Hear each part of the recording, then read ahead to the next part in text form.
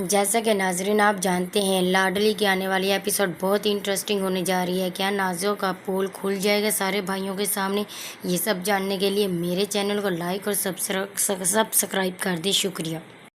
ہاں تو ناظرین، نازو سب بھائیوں کے سامنے بہت معصوم بنے پھر رہی ہے، لیکن بھائیوں کو اس کی حقیقت کا پتہ نہیں ہے کہ وہ کس قدر چلاک اور مکار ہے۔ اس کے بھائی ارسل اور عمر تو اسے بہت پاک باز سمجھ رہے ہیں، لیکن یہ بات سب کو پتہ چل جائے گی۔ ارسل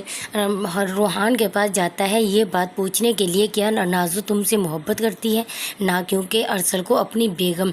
سندس پہ اعتبار نہیں ہے۔ تو روحان اسے کہتا ہے کہ ہاں بھیا، آپ میری بات کا یقین کریں، اور سب سے پہلے آپ کو اس بات کو کنفرم کرنے کے لیے نازو اور اپنی بیگم سے پوچھنا چاہیے تھا، آپ میرے پاس بعد میں آتے ہیں۔ ارسل روحان کی یہ بات سن کر ایک دم پہلے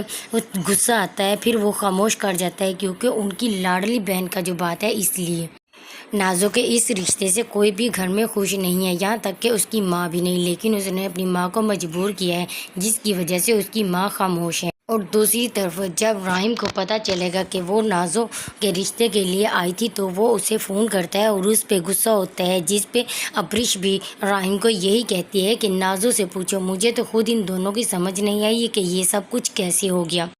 تو راحم ابریش کو غصے میں کہتا ہے کہ میری بہن نازو کو بلیم مت دو، یہ سب کچھ تمہارے بھائی کا قصور ہے۔ ابریش خاموش ہو جاتی ہے اور راحم اپنی ماں کو کہتا ہے کہ ماں، آپ کو جلد ہی اس رشتے کے لیے ابریش کے گھر جانا چاہیے، نہ کہ صرف نازو کے رشتے کے لیے بلکہ میرے رشتے کے لیے بھی جانا چاہیے، کیونکہ میں بھی ابریش کو پسند کرتا ہوں، اس لیے اور ابریش سے ہی شادی کروں گا۔ بیگم صبا تو ان کے منہ دیکھتی رہ جاتی ہے کہ یہ میرے گھر میں سب کچھ کیا ہو رہا ہے، میرے بیٹے جو میرے کہنے میں تھے اب سب اپنی اپنی پسند بھی کی بتائے چلے جا رہے ہیں، میں ایسا ہرگز بھی نہیں ہونے دوں گی۔ اور نازو کو تو اس سے بھی زیادہ غصہ آتا ہے کہ یہ سب کیا، یہ ابریش میری بھابھی بنے جائے گی، یہ تو میں کبھی بھی نہیں ہونے دوں گی، اور وہ نہیں ہونے